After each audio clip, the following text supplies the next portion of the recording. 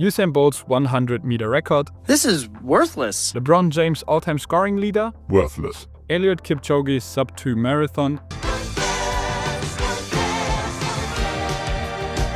Pretty wild takes by someone who runs a sport channel, but hear me out. The concept of records in sports doesn't really make as much sense as people try to make it look, mostly for 3 simple reasons, while the last one is probably the most important one. At the end of the video, we will discuss how we should treat records in sports.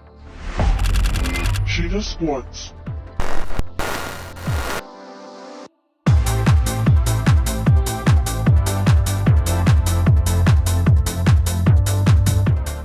Sport is an industry with advertisers paying more money than ever before just to be featured somewhere in the TV broadcast. The value of sports team increased to insane heights and players are being paid far more than once from 10 years ago.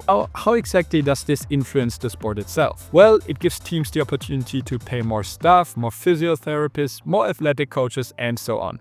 They all contribute to the success of athletes and teams. But not just that, it also gives the athletes the possibility to focus 100% on their sport. While back in the days they had to work in an everyday job in the morning, like a police officer, a firefighter, a plumber, or whatever else, today their whole day is primed on becoming the best version of themselves as an athlete. They can easily prioritize their sport over anything else, and to be honest, that's what makes modern sports so attractive and the reason why we all watch it.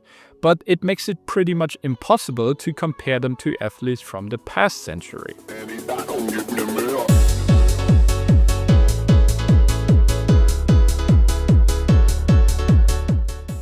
Now, this is not a history channel, but to fully understand the following, we have to know the history of sports a little bit, so give me 30 seconds, I'll be quick.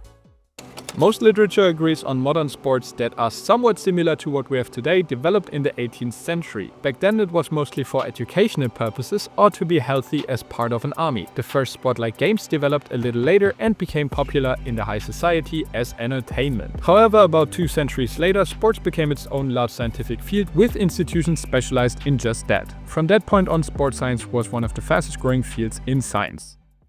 Okay. While in the beginning of the 20th century, no one had even heard of stuff like lactate testing, in the 90s it had established in pro sports. Sport medicine and sport psychology turned decent, healthy pro athletes into untouchable and invincible monsters.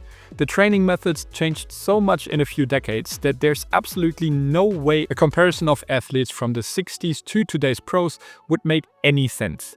Not only the training methods, but also the technology and the conditions the athletes competed under changed drastically. These are the latest Adidas Prime SP Strong spikes, the ones that guys like Noah Lyles run with. They are ultralight, are built with the Lightstrike Pro cushioning and high energy return technology. For comparison, this is the shoe Jesse Owens wore at the 1936 Olympic Games in Berlin, made by the German Adidasler who later would found Adidas. The only tag that was in Jesse Owens' shoes were the little spikes attached to the forefoot. No way we're comparing that.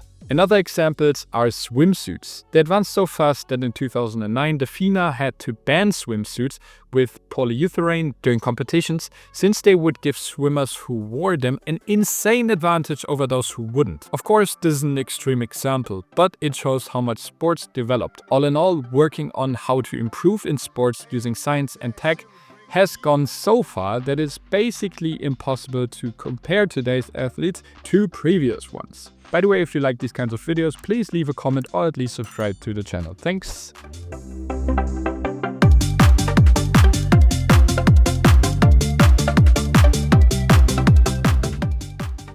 This one is probably the most obvious one, but I want to give you 2 wild examples.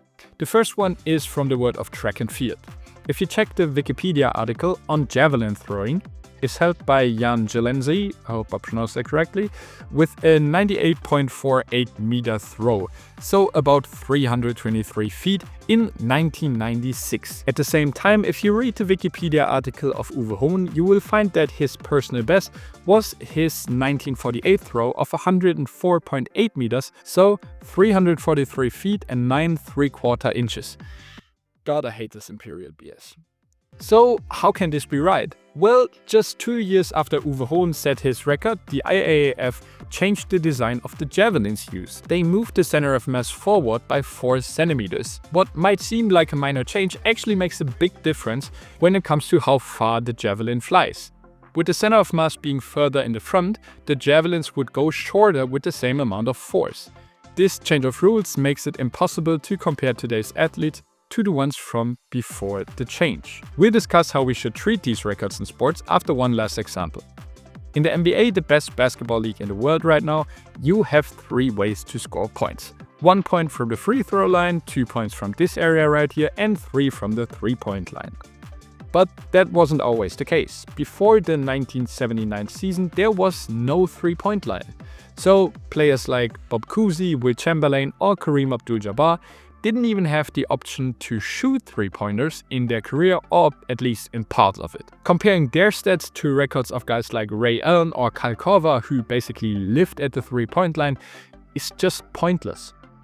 Okay, so of course records of guys like LeBron James, Usain Bolt, Eliud Kipchoge, Tom Brady or Stephen Curry are not worthless, but drawing comparisons from them to athletes from the past is just pointless. Advanced tech and science have basically turned athletes into machines. The amount of money that is made in sport gives athletes the opportunity to focus 100% on their sport, and adjustment in the rules of certain sports change the whole way games are played in. With that being said, follow for more sports content and see you next time.